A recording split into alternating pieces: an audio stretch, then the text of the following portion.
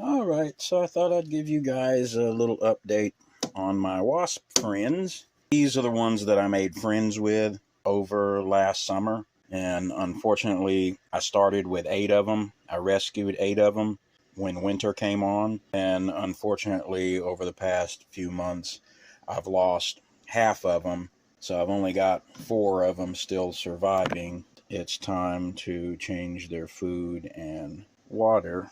Come here, girl. See, this girl, she always wants to fly off whenever oh, there she goes. Whenever I open their little house up, she wants to fly off. See, she just won't stay still. Come here. If I see where she goes, it's easy enough to, I guess I'll just get her when I'm done.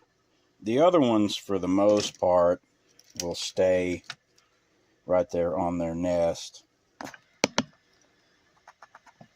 They all have their own individual personalities, just like any other kind of animal. I have to change their food and water, and the little paper towel there. Don't want any mold growing in there. Looks like we've got a little bit there. Don't want anything that that could spread to them and make them sick. Clean the debris out of the substrate. This is just coconut fiber that I keep that dampened so that it provides them with humidity. Otherwise, insects, they'll dry out pretty quickly.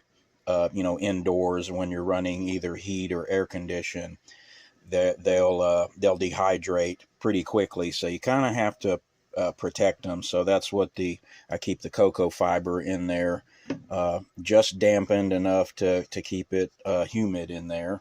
And then this little fake coconut shell hide. Sometimes they like to go down in there. That's where I know the substrate is getting a little too dry, is a lot of times they'll leave the nest and they'll go down and hide under here because it'll be more humid in there. So if I see that the wasps are hanging out in there, that kind of tells me, well, the substrate needs to be re-wetted. What I do is I'll put a little paper towel here, and this is just sort of to keep the food off the substrate so that it's not like that last little bit. I guess it was a piece of blueberry that fell down off in there, because I don't want the substrate itself molding. And I'm giving them apple butter and just a little bit of raspberry preserves and a little bit of crystallized honey. Wasp, they like anything sweet, but I found previously, rehabbing wasps that were injured. I've kept some before that, like, their wing was damaged and they couldn't fly, so I just kept them as long as I could until they died, sometimes months later. But I found that they really like, come here you, they really like apple butter. So I always include that. And then I'm giving them just a little bit of raspberry preserves and then a little bit of that crystallized honey. If you give them honey or something, you don't want to give it to them in the runny, ooey gooey kind of state, because they'll just get in it and it'll get all over them and suffocate them. So I'm just giving them that little bit because I had some in the bottom of a jar that got cold and crystallized. And then I do give them a couple of little pieces of fruit, some apple and blueberry, and then put their water right there. Sometimes I'll try to put a dead insect in there, for some protein.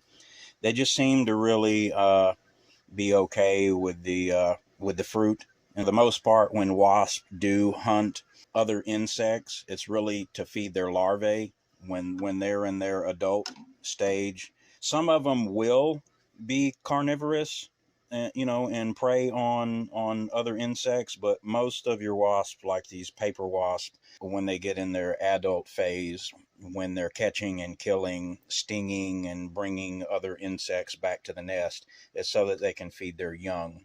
Their young need that to develop, so they feed it to the larvae in the nest. And for the most part, the adult wasps will eat, nectar and things like that, just like a honeybee will. So now to find where my wasps went. I think I've got 2 of them on the lamb right now. It's okay, girl. So there's 1, 2. Okay, there's one. Come here, girl. She's in the window. Once they get a little warmed up and everything, they will have a tendency to fly around the room. So I'll put the lid back on and then open this up. This would be a lot easier to put them in through there once I'm done. Here we got one. No, come on. No. No, you need to go back inside. Go to your nest. There you go. And as you can see, I mean, I'm being gentle with them, but I do have to sometimes be a little assertive, you know, coax them to get off my finger and get back in their nest or whatever. They're just not threatened by me. They don't sting me. I just have to sometimes like her. This one in particular, she gives me a lot of problems. She's the biggest one. And she always wants to escape. And sometimes I have to be a little more assertive with her, putting her back in there. But as you can see, these guys are completely used to me. And I can just tell her, no, you get your butt back in there. And no stings.